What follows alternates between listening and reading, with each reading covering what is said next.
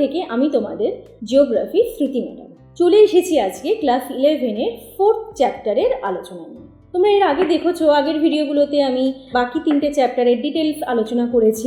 সব থেকে বেশি আলোচনা ছিল 2nd এবং 3rd চ্যাপ্টারে। আজকে চলে এসেছি বায়ুমণ্ডল নিয়ে। দেখো, এই বায়ুমণ্ডল চ্যাপ্টারটা তোমরা ক্লাস 10এও পড়েছো। ঠিক আগে যেমন বলেছিলাম আবহাওয়া এবং জলবায়ু চ্যাপ্টারটা ক্লাস 10এ পড়েছো, বায়ুমণ্ডলও তাই। কিন্তু তোমরা যদি লক্ষ্য করো দেখবে বায়ুমণ্ডলে ক্লাস 10এ যেটা পড়েছো তার থেকে কিন্তু এই বায়ুমণ্ডল চ্যাপ্টারের বিষয়বস্তু সম্পূর্ণ আলাদা। তো চলো তাহলে দেখে নেওয়া যাক যে আমাদের ক্লাস 11-এর বায়ুমণ্ডলে কি কি বিষয় পড়তে হচ্ছে। তো চলো তাহলে শুরু করা যাক। বায়ুমণ্ডল, বায়ু মানে জল বা ইংরেজিতে যাকে আমরা বলি হাইড্রোস্ফিয়ার। তো এই আমরা সবসময় জেনে এসেছি ছোটবেলা থেকে যে পৃথিবীতে 3 ভাগ জল 1 ভাগ স্থল।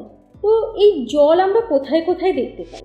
আমরা ভূপৃষ্ঠে দেখতে পাই, ভূপৃষ্ঠের ভেতরে দেখতে পাই, যেটাকে আমরা বলি ভৌমজল। আমাদের আজকের বিষয়টা হলো, বায়ুমণ্ডলের বিষয়টা হলো সমগ্র পৃথিবীতে এই যে জলের যে ভারসাম্য সেটা কিভাবে বজায় থাকছে। দেখো, আমি যদি ভূপৃষ্ঠে জলরাশির ধরন দেখি তাহলে আমরা 3টে রূপে জলের অবস্থান দেখতে পাবো।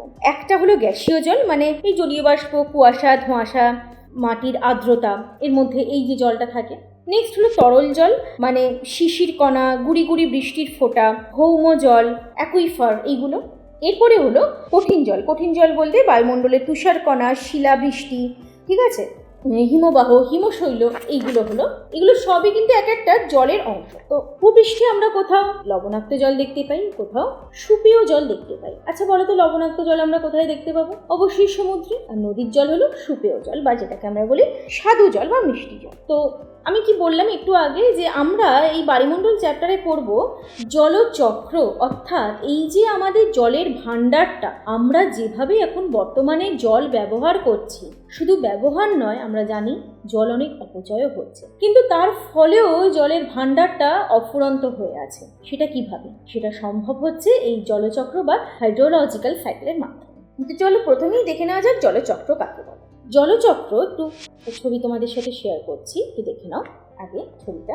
এটা একটা চক্রাকার পদ্ধতি এবং এটা একটা কন্টিনিউয়াস চক্রাকার পদ্ধতি, মানে নিরবচ্ছিন্ন চক্রাকার পদ্ধতিতে জল কঠিন, তরল ও গ্যাসীয় অবস্থায় শিলামণ্ডল, বায়ুমণ্ডল ও বায়ুমণ্ডলের মধ্যে অবিরাম আবর্তিত হয়ে পৃথিবীতে জলের পরিমাণগত ভারসাম্য রক্ষা হয়।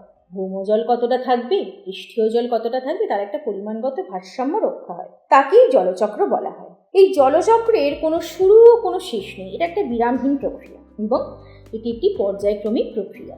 বাষ্পীভবন, ঘনীভবন ও অধঃক্ষেপণ হলো এর 3টি প্রধান পর্যায়। জলচক্র থাকলে কি হয়? জলচক্রের মাধ্যমে স্থলভাগ, জলভাগ ও বায়ুমণ্ডলের মধ্যে জলের বিনিময় ঘটে। পৃথিবীতে জলের সমতা রক্ষিত হয়, জলের ভারসাম্য বজায় থাকে। জলচক্র জলধারা, নদ নদী, হিমবাহ, সমুদ্র তরঙ্গ, ভৌমজল ইত্যাদি প্রাকৃতিক শক্তি প্রবাহ ও ক্রিয়াশীলতা বজায় রাখে। তাহলে ছবিটা দেখে বুঝে নিলে, এবার একটু দেখে নিই যে জলচক্রের ভেতরে আর কি বলা হয়েছে। কি হচ্ছে? প্রথমে সূর্যের তাপে নদ নদী, জলাশয়, সমুদ্র থেকে জল বাষ্প হয়ে বাতাসে মিশছে।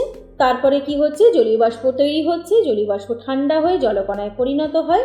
ধূলিকণাকে আশ্রয় করে ঘনীভূত হয়ে মেঘ তৈরি করে। অনেকগুলো জলকণা একসঙ্গে মিলিত হয়ে বড় জলকণায় পরিণত হয়।